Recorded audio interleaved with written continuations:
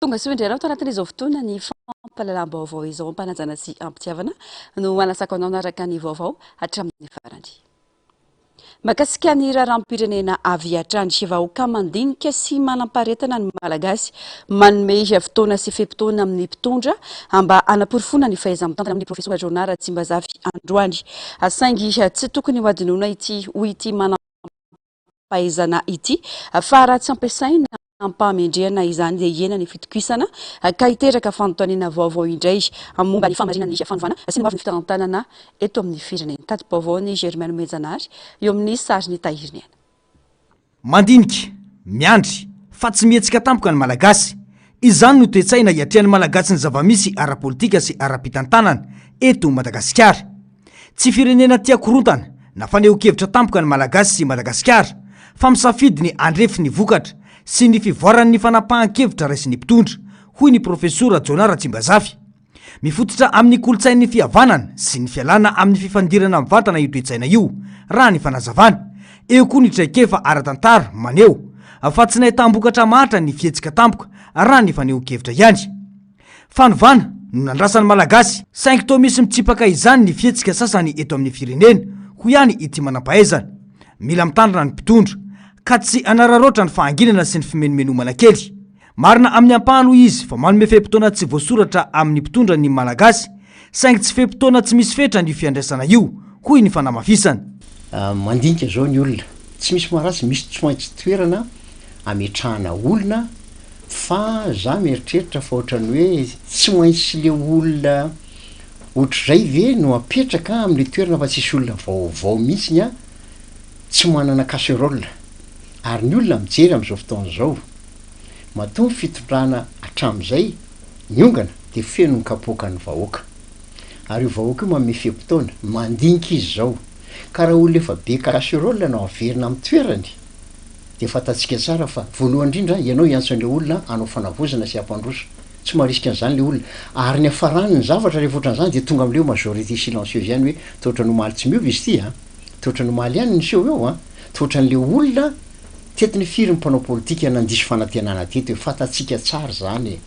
tsy arakaraka le nieritreretana azy hoe izy le nitabataba be tamin'ny mbola tsy teo amin'ny fitondrana fa rehefa tonga teo izy tena niova mihitsy no langaziny ka za tsy ohatrany hoe mandrora olona tsy maimbo fa dia zao fotsiny hoe ny olona zany nieritreritra hoe fanavozana izy ity misy zavatra vaovao mbola betsaka amin'ny malagasy eo anatin'ny malagasy 3 tapitrisa misy olom-baovao rangao fa izay ve zany ny tambony hoe efa niala le teo aloha tsy maintsy le nanohatra anazy na dia manana casserole azy tsy maintsy maka an'le toerana ka. Mitady vokatra ny malagasy ary tena miandry fatratra izany ny rehetra amin'izao. Fanovana no takiana fa tsy fiovaovana. Noho izany mila mahay mandinika ny fanapahan-kevitra ho raisy ny mpitondra fanjakana mba hisorana ny mety ho fitroaram-bahoaka indray, hoy ny fanamafisana. Ka dia za zany teniko dia zao hoe tsika tiana avao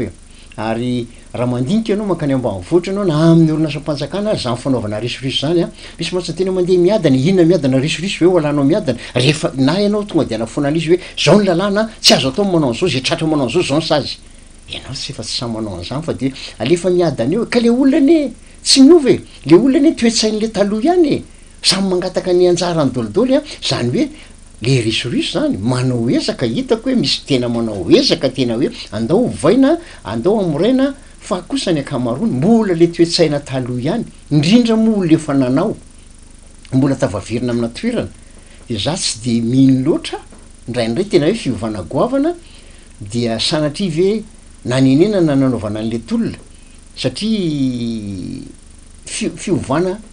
ny tiany olona hita fa tsy fiovaovana sarotsarom-piovana. Mandiny tena sy manome fotoana ny malagasy, saingy tsy miandry mandrakizay. Rehefa hita taratra amin'ny vokatra azo tsapahitana ny fanovana nandrasana dia mety hiova ho fahatezerana mangina ny fahanginana. Ho an'ny mpitondra, ny fanapahan-kevitra raisina anio no hamaritra raha hitohy ny fitokisana na hifohy indray ny fitroaram-bahoaka, ary izany no ilaina fitandremana ho hiatrany ny fanazavana.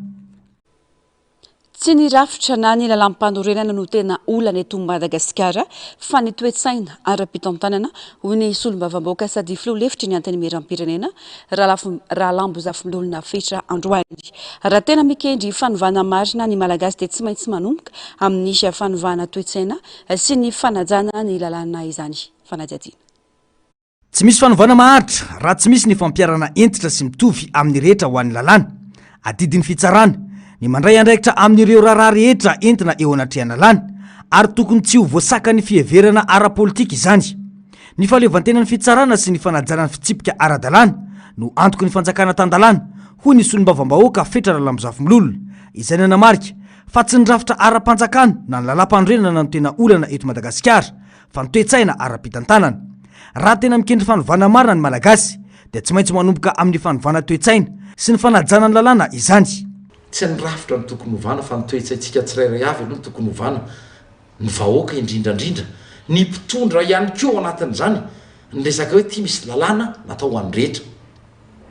raha filoam-pirenena ianao a dia atreto ny fahefanao a dia atreto ihany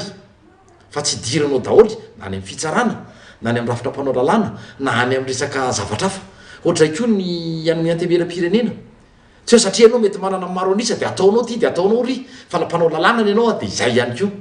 ohatray koa nareo anivon'ny fitsarana sy ny rafim-pitsarana fa misy any ao ny olona zay tena tsy maty manoty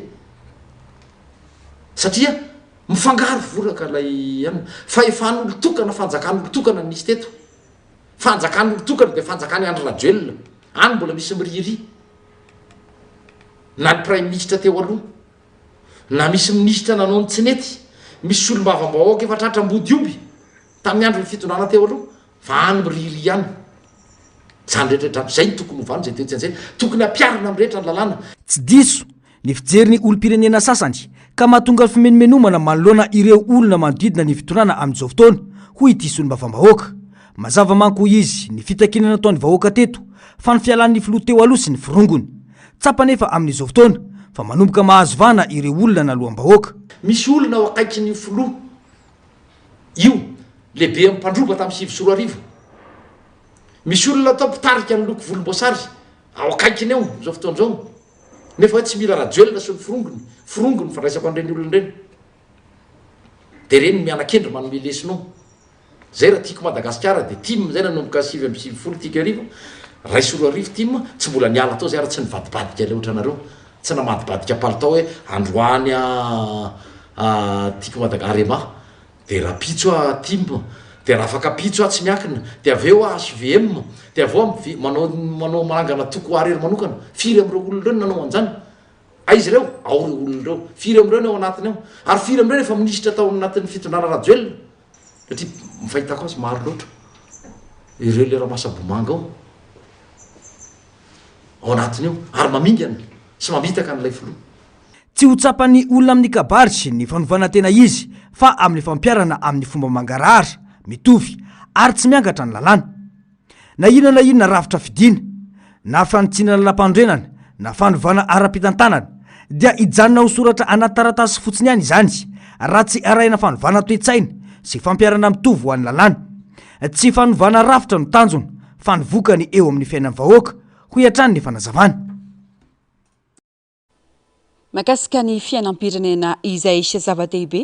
ny fandraisan'ireo tanora anjara amin'ny raharam-pirenena isan'ireo vondrona ny tanora mpanao politika velona sy miaina ny jeune team ary vonina ny fanometanana amin'ny fanavotana ny firenena miantso ny tsarana araka ny raliny sy ny hitsiny ny raharam-pitsarana mikasika ny fividianana ambeny tanàna teto Antananarivo renivohitra izy ireo Narcisse Karazavy mbola avatsara Matoko tanteraka ny fitsarana ny tanora tiako Madagasikara manoloana ny raharam-pitsarana mikasika ny fividianana ben'ny tanàna teto Antananarivo renivohitra ao anatin'ny dingana fanavaozan'ny Madagasikara amin'izao fotoan'izao maro ireo pirofo manazava ny alatra nataon'ny fitondrana teo aloha ka izay no anaovan'ireo tanora antso zahay anisany matoko ny fitsarana ary eto koa zahay miantso ny filohan'ny fanavaozana satria zay le fanavaozana takina mbaoka ny marina izay hita fa tena misy pirofo tokoa iny fifidiana teto Antananarivo ny fatojo Ravalomanina no lany dia eto zahay miantso mbaoka re havoakanareo ny tena marina fa ny pon'ny Antananarivo dia mitakany zay ben'ny tanàna tena safidy mahoaka zay sarotiny amin'ny tolona natao ny tanora tiako Madagasikara indrindra ireo nandray anjara mivantana tamin'ny hetsika teny Akiantsa manoloana izany nanao antsoavo amin'ny mpitondra izy ireo mba tsy ampidirana intsony ny firongony rajoelina ao anatin'ny fitondrana mijoro amin'izao fotoana ho fanajana ny safidim-bahoaka sy ny demokrasia. Ny hita aloha hatram'izao dia minisy sy ny fitsarana ro tena hita fa misy fanavaozana fa ny ankapobeny dia mitady ny forongo rajoelona an'izay no tady tehiverina eo ampodibeny ka eto izay dia saroto satria ny tanora tiako Madagasikara dia anisany niady tao anatiny famongorana ny forongo ny rajoelona ka eto izay dia mitany ny hanesorana an'ireo forongo rajoelona izay mbola miverimberina eo amin'io fitonjana izay fanavaozana zao. Ankoatra izay nanatanteraka hetsikara sosialy ny tanora tiako Madagasikara androany ka fanomezana nampanegariny misa 300 no nozaraina ho an'ireo sahirana sendra azy ireo teny an-dalana tsy mizatavan'olona ny fanampiana satria samy malagasy ary ny fizarana fifaliana sy firaisankina no tena zava-dehibe. Ny fety nefa ty efa akaiky marina samy sahirana daholo ny vahoaka malagasy kanefa misy ireo izay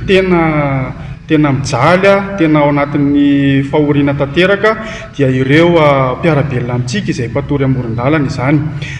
Samy malagasy isika ao anatin'ny fety samy te hiara-paly kanefa noho izay fahasahiranana mianjady amin'ireo mpiarabelona amintsika ireo dia izay ny antony anaovanay fizarana zavatra ho anazy ireo. Ny zavatra hozarainay dia vary, menaka, paty, yaourta, rano ary bonbon amin'izao fety izao. Tsy tena ny zava-dehibe ho anay tsy le zavatra hozaraina fa amin'izao fety izao dia ny fizarana fifaliana ho anazy ireo tena zava-dehibe ho anay ka ho an'ireo sahirana izay zarainay an'ireo dia miisa 300 moa zany ny zavatra hozarainay. Eto ihany koa dia tsy hisotra satria nisy ny tolo-tanana izay nataonay dia maro ireo izay namaly ny tolo-tanana izay nataonay ka makasitraka sy makatelona ireo izay namaly izany izahay.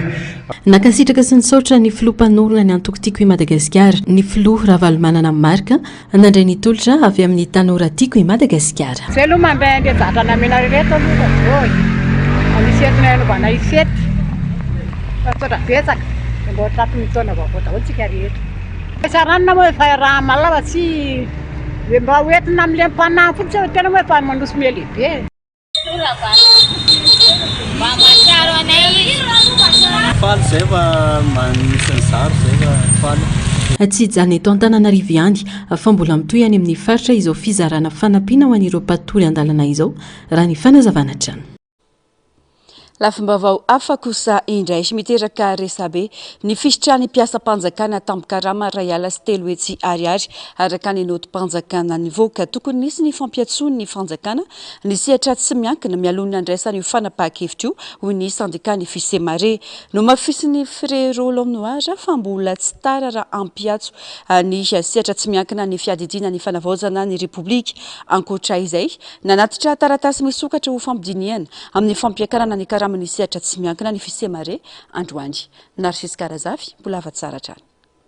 Raha ny lojika ara-toekarena tokony fototra amin'ny budget type ny famaritana ny karama farany ambany fa tsy amin'ny kajy isan-jato intsony hoy Mananandro Jean Raphael, sekretera jeneral ny Fisemare. Araka ny fanazavany rehefa namoaka kajy ofisialy ny Instat dia ahitana olona 5 eo amin'ny ankapobeny ankohonana iray mila trano fonenana, misakafo intelo isan'andro, mandoa sara ampianarana, mananjoy tsapotena ary mamaly ireo filana andavanandro hafa ny ankohonany tsirairay ka any amin'ny 10 hetsy sy 2 tapitrisa ariary isam-bolana farafakeliny vao afaka miainam-pahamendrehana ny mpiasa malagasy. Marobola farany ambany io raha te hanome karama mahavelona raha ny fanazavana tsy mahomby intsony mantsy ny firesahana fampiakarana karama amin'ny isan-jato satria tsy mifanaraka amin'ny zava-misy iainan'ny mpiasa ny fidanga ny vidim-piainana.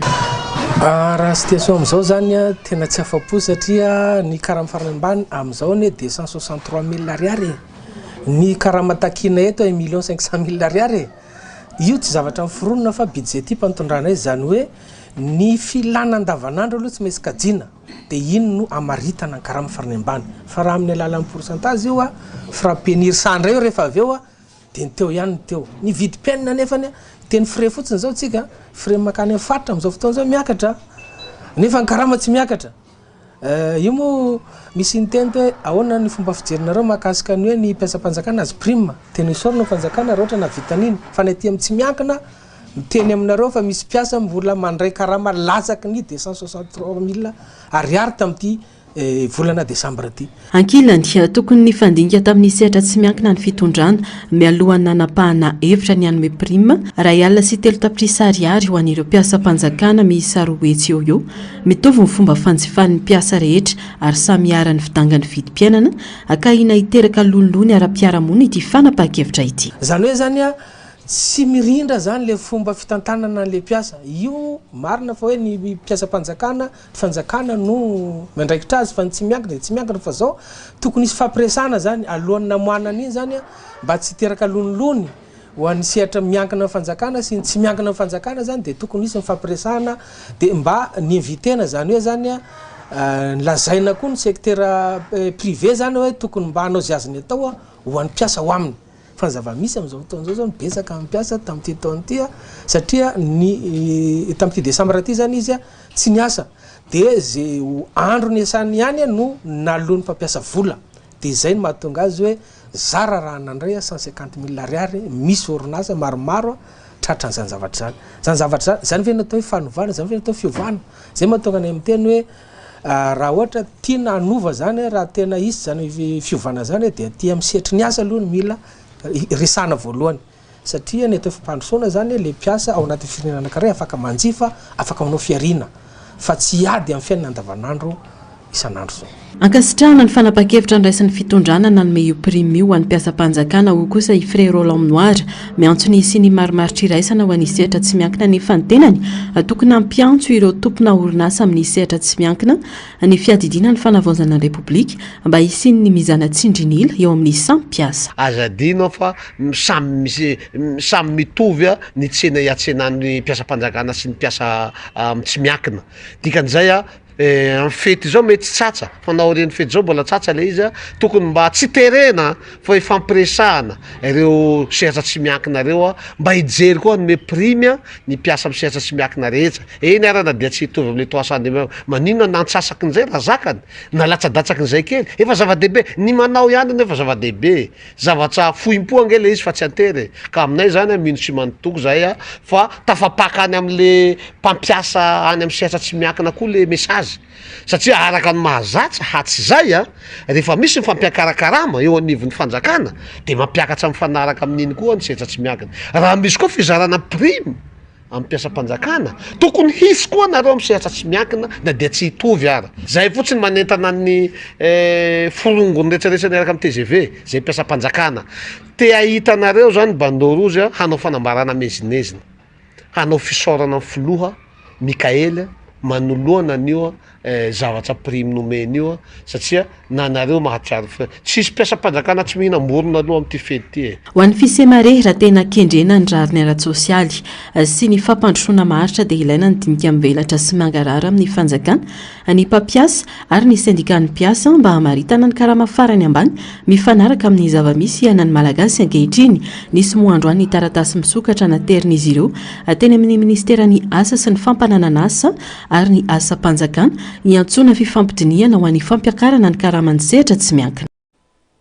mandodina izay vaovao izay tsy mandeha ho azy ny intégration na ny fidirana ho mpiasa mpanjakana raikitra fa manaraka lalàna sy fepetra mazava hoy ny ministry ny asa sy ny fampananana asa ary ny asa mpanjakana efa nankatoavy ny filan-kevitry ny ministry ny fizotry ny fandraisana saingy tsy maintsy jereny ny fisian'ny toerana sy ny fahaiza-manao tanterahina ampahitsina sy mangarara ny dingana andraisana mpiasa mpanjakana raikitra ary natao manokana ho an'ireo EFA sy ELD mafeno fepetra fa tsy famodirana mpiasa vaovao amin'ny alalan'ny fifaninanana raha ny fanazavany fanadiadiana eo amin'ny sariny mbola avatsara mpiasa mpanjakana EFA sy ELD miisa 7,900 sy 5,000 sy 9 no raisina mpiasa mpanjakana raikitra amin'izao sy 2,000 ary niverina tamin'ny ampahany ny volana septambra 3 sy 2,000 ny fandraisana mpiasa mpanjakana raikitra anisan'ny fepetra takina amin'izany ny fifehezana ny asa ny fanajana sy fitandremana ny didy amandalana amin'ny feny asa mpanjakana sy ny mpiasa mpanjakana toy ny fahazotoana miasa ny fanajana ny ora fidirana fiasana ary ny firavana ny fanajana ny lehibe eo am-panatanterahana ny asa ary ny fanatanterahana ny asa ampahitsiana sy ankitso-po nambaran'ny ministry ny asa mpanjakana fa tsy mila teti-bola manokana ny fanatanterahana izany satria efa mpiasa mpanjakana na ndray karama ihany ireo raisina mpiasa raikitra ireo ary namoahana note de français laharana fa 7 sy 700 vara 5 sy 2 tsipika PM vara SGG vara SC tamin'ny 10 volana Desambra 5 sy 2 ho fakatoavana azy. Araka ny andinin'ny fa 7 ao amin'ny laharana feno mpiasam-panjakana tsy tena raikitra laharana fa 7 vara 8 tamin'ny fa 7 volana Novambra 7 dia voalaza fa mpiasam-panjakana na feno sy tsy tapaka eny taona hay nanomboka ny vaninandro mijirany tao amin'ny fanjakana araka ny fangatahana tsoratra nataony dia azo ampijiriny ao an'ny efitra ra-panjakana mifanaraka amin'ny mari-pahaizana voalohany indrindra, mifanaraka ihany koa amin'ny filazam-pahaizana nomeny université azy na ny fahaizana asa mandrara manokana ananan'izy ireo araka ny didy amampitsipika manan-kery. Nanomboka androany moa ny fandraisana ireo antota taratasy fangatana ho mpiasam-panjakana raikitra ho an'ny mpiasam-panjakana EFA sy ELD mahafeno ny fepetra. Toy ny rarama ny Ravatomanga tsy nekeny fitsarana tao Maurice ny fahafahana vonjimaika miaro antobolana angatany mpandrarama ny Ravatomanga raha ny fanapakevitra no raisy ny mpitsara androany mijanona any amponja araka izany ny tenany miandry ny toy ny fitsarana amin'ny 12 Janoary ho avy izao raha ny vaovao fanadadiana. Nolavin'ny fitsarana ato amin'ny Ballade Raymond Cour ao Port-Louis ny fangatany mamy Ravatomanga fahafahana vonjimaika misy antobola na liberté sous caution raha ny fanapakevitry ny fitsarana androany talata 3 Desambra 2024 araka izany mbola voatazana amin'ny fonjany Melrose any Maurice mamy Ravatomanga amin'izao fotoana izao. Aina itsoka ny voapangaka izany no antony fandavana ho ny latsoratra ny gazety Mauricianina. Nilaza ho tsy manaiky ary tsy afapo tamin'ny didina avoaka ny mpitsara ireo mpisolovava any mamy Ravatomanga Maître Cuchal Lobin izay nanamafy fa tsy nijery ny fahasalaman'ny olona rovany mihitsy ny mpitsara. Ny olona hafa rehetra voarorota amin'ny ity raharaha ity nefa dia nahazo fahafahana vonjimaika rehefa nandoa andobola fa i mamy Ravatomanga irery no tsy avela ho ihany fanamariana. Mikasa metraka fangatahana Bell Review ao eo anivon'ny fitsarana tapony ireo mpisolovava ny mamy Ravatomanga. Beaucoup d'affaires dedans. Il n'est pas prendre en considération sur l'état de santé, il n'est pas prendre en considération le fait qu'il dans la même affaire, où il y a 3 protagonistes qui gagnent caution, qui se déo. Donc, nous avons plusieurs points qui nous prend. Donc, à ce jour, nous pouvons aller de l'avant avec une belle review. Donc, nous parlons de la Cour suprême pour nous demander une belle review. Ce que la magistrate finit dire viva voce, nous pouvons aller de l'avant avec une belle review. Nous faisons concerter le panel légal,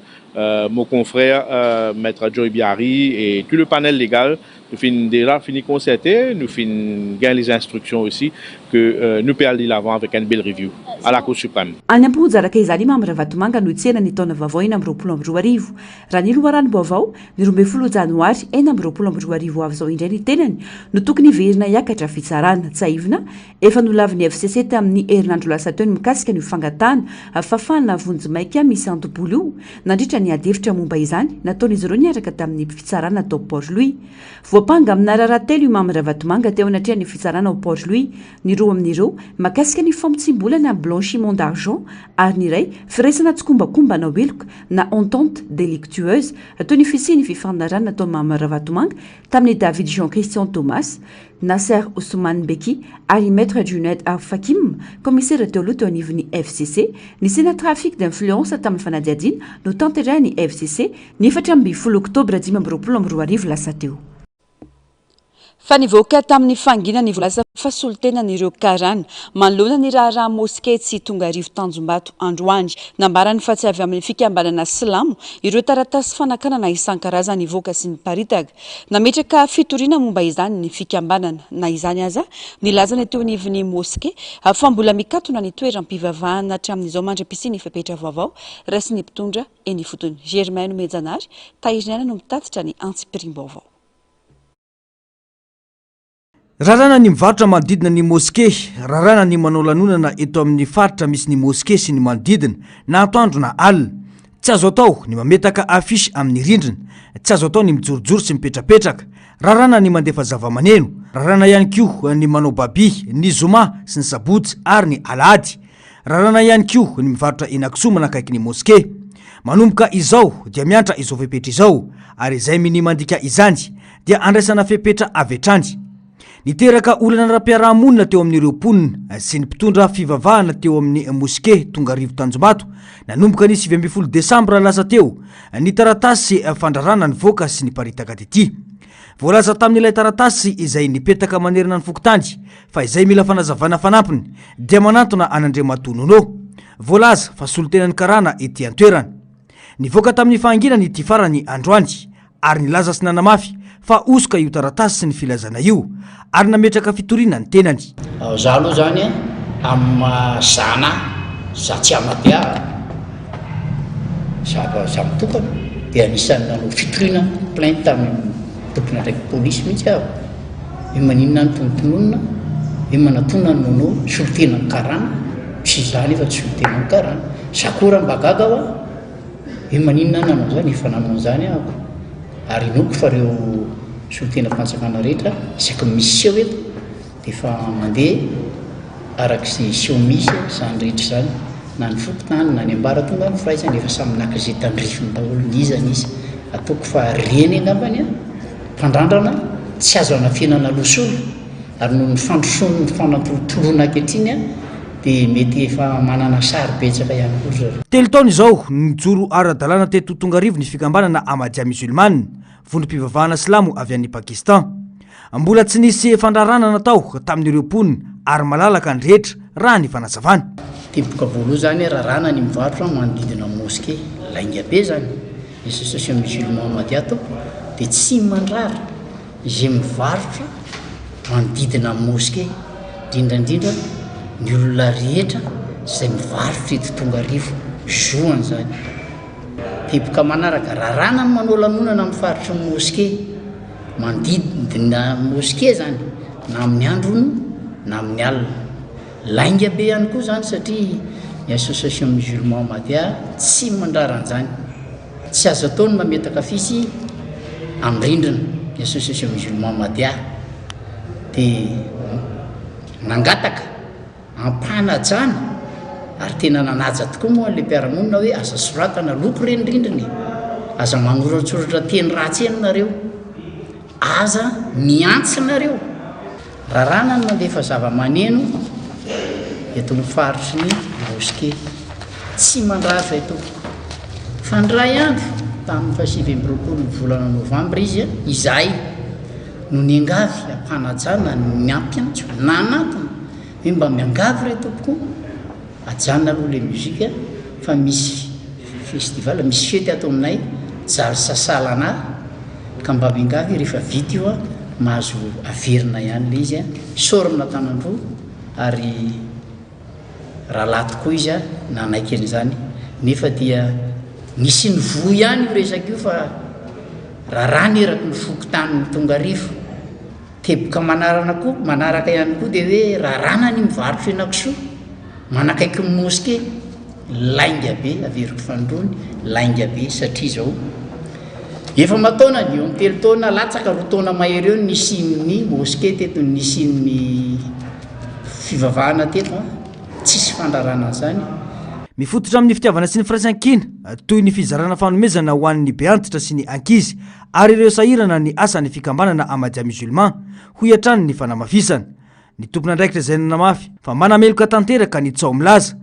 fa manao erisetra izy ireo everiny fikambanana fa fanaratsiana tsy misy fotony izao zava-misy izao association musulman Ahmadiyya dia fikambanana musulmana iraisam-pirenena satria manenika ny mihoatra ny 520 pays na firenena no misy azy ankehitriny ary efa 13 taona no nisiany sy nijoroany teto Madagasikara ary izany dia misy taratasy fahazoandalo na certificat de conformité avy amin'ny tompon'andraikitra misahana azy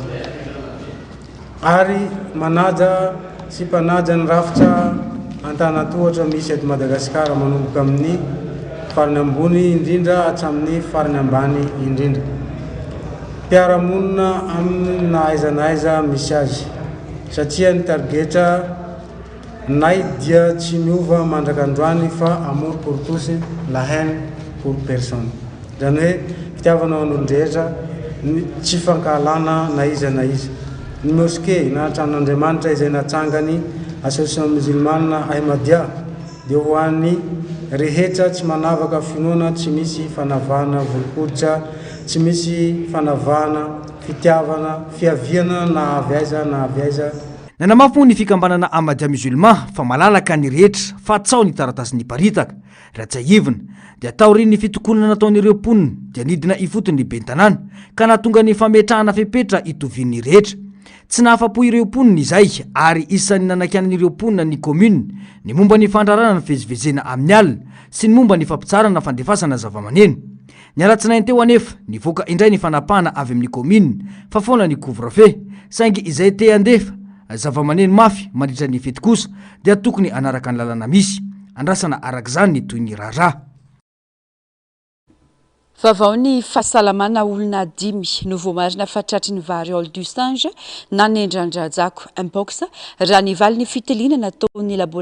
laboratoire LA2M sy ny Institut Pasteur de Madagascar ho ny teo anivy ny ministera ny fahasalamam-bahoaka azo sabona ny mpox ary efa nisy ny fandraisana andraikitra nataony ministera ny fahasalamam-bahoaka raha ny fampitam-baovao fanampanazavana.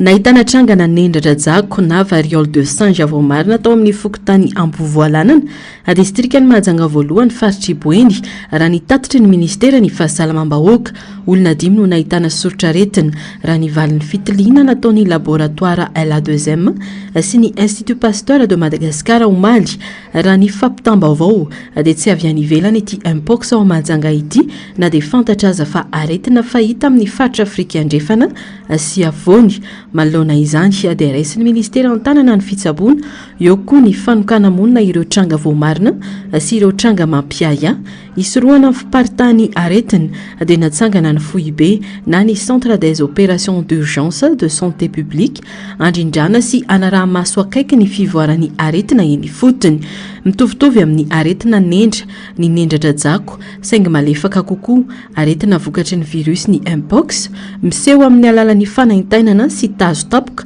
aretina ndomafy fisiny atody tarimo ary fanaintainana ny lamosina sy ny vatana avizanana tafahoatra ny nendradrajako ary 5 ka hatramin'ny 120 andro ny fotoana fikotrehany azo tsaboana ny mpox izay mifindra amin'ny alalan'ny fifampikasoana akaiky amin'ny olona mitondra ny tsimokaretina amin'ny alalan'ny pitidrora ny fifandraisana mivantana amin'ny fery na ny tsiranoka avy amin'ny marary ny firaisana aranofo ary ny fampiasana fitaovana efa nampiasain'ny marary anisan'ireo fomba fisorohana ny aretina ny fitandrona ny fahadiovana ny fanasana tanana matetika amin'ny savony na ny gel hydroalcoolique.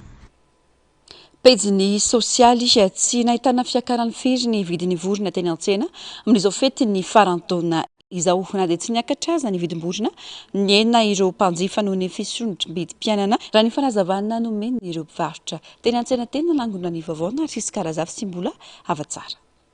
Manomboka amin'ny 7 alina hatramin'ny 5 alina sy 2 hetsy ariary ny vidin'ny kisa eny an-tsena raha toa ka 9 alina hatramin'ny 3 alina sy 2 hetsy ariary kosa ny vorotsiloza 2 alina hatramin'ny 5 arivo sy 3 alina ariary ny vidin'ny gana raha toa ka 2 alina hatramin'ny 5 arivo sy 2 alina ariary ny akoho tsy mandeha ntsena amborona tamin'ny krismasy sy amin'izao fetin'ny farantaona 20 sy 2 arivo izao isan-taona mialohan'ny farantaona toy izao anefa mba lafo vorona 10 ireo mpivarotra androany zara raha misy iray sy roa no lafo. Vorotsiloza zao arakaraky ny beny misy 675 any arakaraky le beny morandrindra zao mivavy 400 gana zao morandrindra ngamba ny eo amin'ny 100 000 ko 2 alina eo ihany koa amin'ny 2 alina farany ambany na tsisy aloha tena tsisy tsisy tsena mihitsy tamin'ity na tamin'ny krismasy ara tena tsisy ny antony vidim-piainana miakatra be ko vary ve vidiana ohatrinona ny kapoaka ve moa tsy miakatra be vary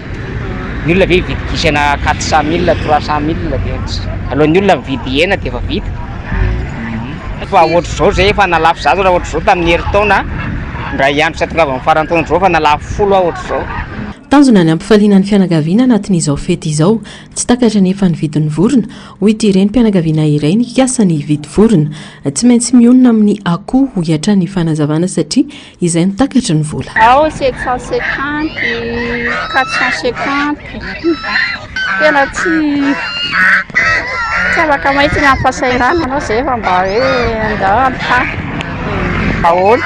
toko daholo efa nitetezina daholo rehetrarehetra io fa tena mitoka mbola tsy resy lavitra aloha zao fa mbola akoho ihany zao le koa zao mba hita hoe latsatsatsa. hoterizina na amidy mandritra ny volana janoary ireo vorona tsy lafo raha ny fanazavan'ireo mpivarotra vorona izay nalaina tamin'ireo komuna manodidina n'Antananarivo ary etỳ amin'ny sampanana Ambohitrimanjaka no amarotana azy. Maresaka avy any ivelany miaratatrany ny fiainan'ireo mpifindra monina ho Gaza vokatry ny orana sy ny hatsika mahery vaika. Maro ireo miaina anaty ilay mando sy rofotra aka tsy ampy lamba firakotra ho fiarovana amin'ny hatsika araka ny tatitra avy amin'ny ministerin'ny fahasalamana ao Gaza nisy ireo namony ihany vokatry ny toetrandro ratsy. Fanadihadiana. Fahoriana no iainan'ireo Palestiniana voatery nandositra ao Gaza ka mitoby anatin'ireo toby fialokalofana. Palestiniana narivo no miatrika fahasahiranana noho ny toetrandro mangatsiaka sy ny orana mahery vaika ao Gaza. Efa ho roa taona izao no naharavan'ny tranon'izy ireo vokatry ny darika bomba nataon'ny tafika Israelianina any ka voatery nipetraka anaty trano lay tsy dia mahazaka rivotra sorana izy ireo. Simba sy rofotra nefa ireo lay isaky ny avy ny orana dia mihasimba trano ka tsy maintsy amboarina indray. Etsy ankilany tsy manana fidiram-bola ny fianakaviana ka zara raha afaka mividy akanjo na fandriana ho an'ny ankizy. Matetika nefa dia lena tanteraka ny kidoro sy ny fitaovana kely ananana. Miezaka manangona plastika sy lamba nylon eny an-dalambe mponina mba hiarovana amin'ny hatsika, saingy tsy ampy izany. Tsy manana bodofotsy sahaza koa izy ireo ka miditra ao anaty lay ny amandona. Araka ny tatitry ny ministeran'ny fahasalamana ao Gaza, nanomboka tamin'ny 13 Desambra dia efa nisy olona maromaro namony ainy vokatry ny hatsika tafahoatra sy fianjeran'ny trano lay noho ny andro ratsy. Olonanarivo no maty sy nanjavona an-dranomasina nandritra ny fehezany hiditra an-tsokosoko hoe Spain tamin'ny taona 2022 ity araka ny tatitry ny fikambanana tsy miankina mpiaro ny zon'ny mpifindra monina. Fanadihadiana. Manodidina ny 403 alina ireo mpifindra monina tsy ara-dalàna tany Espaina tamin'ity taona ity. Ny enao amin'ny antsasany taremarika raha oharina tamin'ny zava-nisy tamin'ny taondasa izay ny isa enina mahery. Ny enana nanaraka izany koa ny isan'ireo mpifindra monina namony ainy tany an-dranomasina. Raha ny tatitry ireo fikambanana tsy miankina miaro ny zon'ireo mpifindra monina, raha ny antontanisa manko dia 703 ireo maty an-drano teo anelanelan'ny volana janoary sy desambra 2022 ka ny 737 tamin'izy ireo dia ankizy avokoa. Na dia ny ena aza ny isa dia nambaran'ireo fikambanana tsy miankina fa tsy azo antoka ny dian-dranomasina. Isan'ny nampiana ny isan'ireo mpifindra monina tsokosoko tafiditra any Eropa ny fanamafisana ny fifehezana sistany, indrindra ny ao Mauritanie izay nanao fifanarahana tamin'ny vondrona Eropeanina. Ny tetina 100 tapitrisa euro izany fifanarahana anakanana ireo mpifindra monina tsy hiditra ny sistany izany. Manoloana izany, manome tsiny ireo manam-pahefana Mauritaniana noho ny fanararaotana tsy tapaka ataony amin'ny mpifindra monina ny fikambanana Human Rights Watch, fikambanana iraisam-pirenena mpiaro ny zon'olombelona.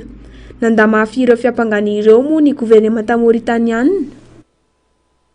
Miaramila Rola nanao fifanarahana nanao fitafiam-behivavy amin'ny fotoana fatesany iray amin'izy Rola. Valalina miloko mavokely ireo no afakely entina aminao iray ho any amin'izany. Ny fanaraka ireto miaramila Rola dia Kevin Elios Baridelane fa hanao fitafiam-behivavy rehefa amin'ny andro hanevenana iray amin'izy Rola rehefa maty. Zany hoe raha maty ny iray amin'izy Rola dia hanao akanjom-behivavy ny iray savelona amin'ny fotoana fandevenana ilay maty. Talohany nandefasana any Elio tany Afghanistan no nanaovany ireto mpinamana akaiky tena tsy mifakafo ireto ity fifanarahana izay nataon'izy ireo fiomehezana. Maty nandritra ny fanafian'ny Taliban tao amin'ny faritany Helmand koa ary i Kevin Elio.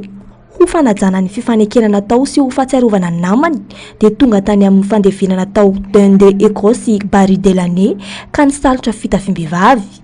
Nisy ihany koa ireo namany Elio nanao zipo nandritra ny andro fandevenana. Andro vitsy lasa izay nahitana valala miloko mavokely tany Nouvelle-Zélande. Ilay karazana antsoina hoe Staturelle robuste raha ny tokony ho izy volontany na volombato-lalaka ny lokon'ity karazana valala ity,